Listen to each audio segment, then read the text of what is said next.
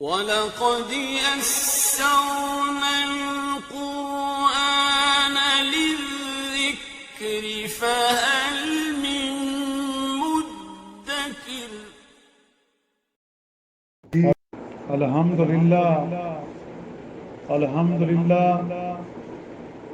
وکفیٰ وسلام علی عبادہ الذین اصطفیٰ اما بعد فاعوذ باللہ من الشیطان الرجیم بسم اللہ الرحمن الرحیم افبعذابنا یستعجلون کیا یہ لوگ ہمارے عذاب کی تعجیل چاہتے ہیں، یعنی جلدی چاہتے ہیں؟ آفا رئیتا امت قوانیہم سنین، اے مخاطب ذرا بتلاؤ تو اگر ہم ان کو چند سال تک عیش میں رہنے دیں، ثم جاءہم ما کانوا یوعدون، پھر جس عذاب کو ان سے وعدہ ہے ان کے سر پر آ پڑے، ما اغنی عنہم ما کانوا یمتعون، تو ان کا وہ عیش کس کام آ سکتا ہے؟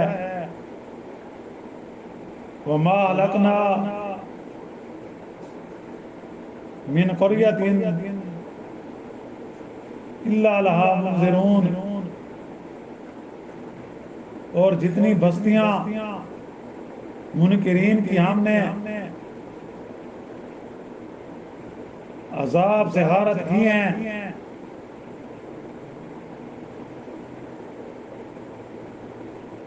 الا لہا منذرون ذکرا وما کنا ظالمین، سب نصیحت کے واسطے ڈرانے والے آئے اور ہم ظالم نہیں ہیں۔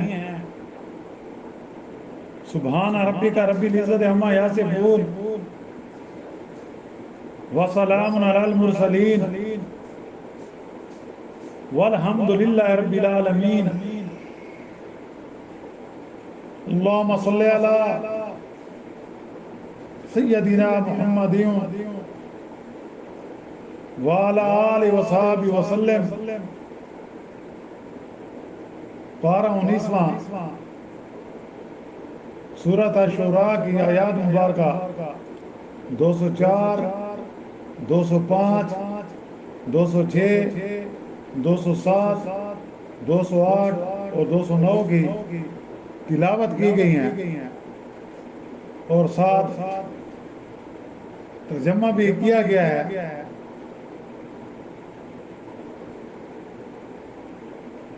وہی ذکر آ رہا ہے گزشتہ درس کا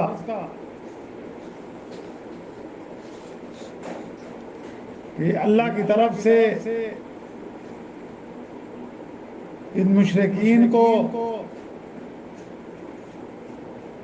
جو مہلت مل رہی ہے، وہ مہلت اس لیے دی گئی ہے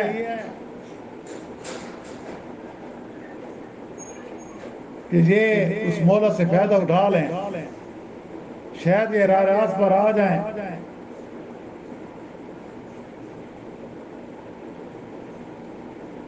اور جب اللہ کا عذاب آتا ہے تو اس وقت کا پچھتاوا، اس وقت کی توبہ، اس وقت کا ایمان لانا کام نہیں آتا۔ اب وقت ہے کہ یہ لوگ اس مہلت سے فائدہ اٹھا لیں۔ فرعون کو دیکھیے کہ حضرت موسیٰ علیہ السلام جب تک ان کو سمجھاتے رہے، بار بار اللہ کی توحید کی دعوت دیتے رہے، 9 قسم کی نشانیاں انہیں دکھائیں، لیکن وہ بات قوم فرعون اور فرعون کو سمجھ نہ آئی۔ اور جب وہ اصحاب الہی میں گرفتار ہو کر پانی میں ڈوبنے لگا تو اس وقت کہنے لگا کہ اب میں ایمان لاتا ہوں، لیکن جواب ملا کہ یہ ایمان لانا بے سود ہے، اب تیرا ایمان لانا کا کوئی فائدہ نہیں، کیونکہ اب تیرے آنکھوں کے سامنے یہ جو پردہ تھا اس دنیا میں اٹھ چکا ہے، اب تو عذاب کو دیکھ کر ایمان لا، اب تجھ پر حقیقت یہاں ہو گئی ہے، جس حقیقت کا تو انکاری تھا، جس حقیقت کو تو نہیں مانتا تھا، اب تو نے موت کے وقت اس حقیقت کو دیکھ لیا تو تو کہتا ہے کہ میں اب ایمان لاتا ہوں، لیکن یہ ایمان لانا تیرا بیکار ہے۔ پھر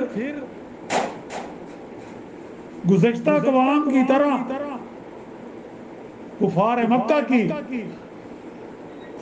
ایک اور بدبختی بیان ہو رہی ہے، جب منکرین قرآن میں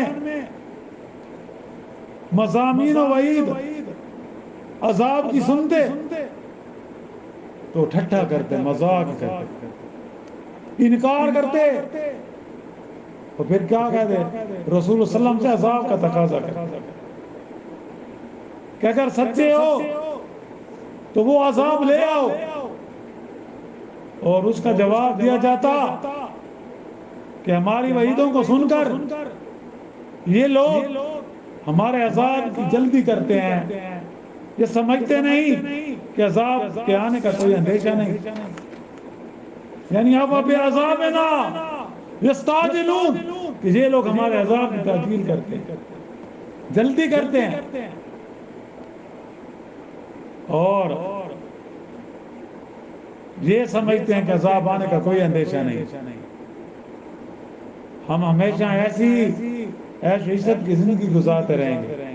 کفار مکہ کا یہ خیال کہ فوراً عذاب تو نہیں آ رہا، ہم بار بار تقاضا کرتے ہیں عذاب کا، لیکن یہ نہیں سمجھتے یہ تو اللہ کی طرف سے تمہیں ڈھیل دی جا رہی ہے، تمہیں مہلت دی جا رہی ہے۔ اس پر فرمایا جا رہا ہے اگر بالفرض ان کا بھروسہ صحیح ہو، انہیں دنیا میں عیش عشرت کے برسا برس کی مہلت بھی مل جائے، لیکن پھر جس عذاب کو ان سے وعدہ ہے وہ آ کر ہی رہے گا۔ جب وہ مہلت کا وقت ختم ہوگا، وہ جب ٹائم لیمٹ ختم ہو جائے گی تو پھر اس عذاب کو روکنے والا کوئی نہیں ہوگا، وہ کسی کے روکنے سے نہیں رکے گا۔ یہ جو چند سال کا ہے جو آرام جو ان کو مہلت ملی ہے وہ ان کے کس کام آ سکتی ہے؟ ان کو مہلت دینا تھوڑی یا بہت یہ اللہ تعالیٰ کی حکمت اور مبنی ہے، اور کچھ ہی ان کے ساتھ مخصوص نہیں، بلکہ گزشتہ اقوام اور پہلے امتوں کو بھی مہلتیں ملی ہیں، لیکن انہوں نے بھی مہلتوں سے چند مومنین کے ایمان والوں انہوں نے بھی مہلتوں سے فائدہ نہیں اٹھایا۔ آخر کیا ہوا؟ وہ ہسٹری بن گئے، وہ نیست و نابود ہو گئے، عذاب نے ان کی شان و شوکت سب کو خاک میں ملا دیا۔ چنانچہ جتنی بستیاں منکرین کی پہلے عذاب سے غارت ہوئی، ان کا تختہ یوں ایک دم نہیں الٹ دیا گیا، انہیں بھی عذاب بھیجنے سے پہلے کافی مہلت ملی تھی، تنبیہ کرنے والے پیغمبر آئے تھے کہ لوگ غفلت میں نہ رہیں، جب وہ کسی طرح نہ مانے آخر کا انجام کیا ہوا؟ ہلاک ہو گئے۔ اور ظاہر ہے کہ یہ اللہ تعالیٰ کی طرف سے ان پر کوئی ظلم نہیں تھا، ظلم تو اس وقت ہوتا جب ہلاک کرنے سے پہلے انہیں سمجھا کر راہ راست پر لانے کی کوشش نہ کی جاتی۔ اللہ تعالیٰ کسی پر ظلم کرنے والے نہیں. وہ تو اللہ تعالیٰ تو مہلت دیتے ہیں، اس کی تو رحمت ہر وقت برستی ہے کہ واسعت کل شیء، کہ اللہ کی رحمت نے ہر چیز کو اپنے گھیرے میں لیا ہوا ہے. وہ تو غفور و رحیم ہے.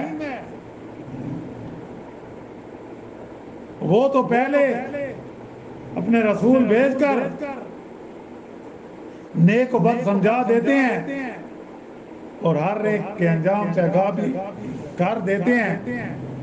فوراً عذاب نہیں نازل کرتے کسی کے کہنے پر، بلکہ مہلت دیتے ہیں کہ شاید یہ راہ راست پر آ جائیں، انبیاء کی بات مان لیں، توحید پرست بن جائیں، آخر پر ان کا یقین کامل ہو جائے، اپنی زندگی اللہ اور انبیاء کے احکامات کے مطابق گزارنے والے بن جائیں، تاکہ جب قیامت کے دن یہ حاضر ہوں تو ان کو شرمندگی نہ ہو، ان کو پشیمانی نہ ہو، ان کو پچھتاوا نہ ہو، اور یہ دوزخ کی آگ سے بچ جائیں اور یہ جنت کے مستحق بن جائیں. اب آگے منکرین کے بعد دیگر شبہات اور اعتراضات کا ذکر ہے، انشاءاللہ جن کا اگلے آیات میں آئندہ درس میں ہوگا.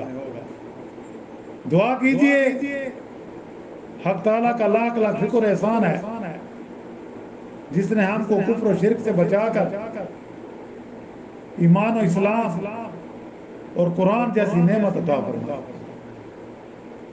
اے اللہ، ہم آپ کے رحم و کرم کے طالب ہیں،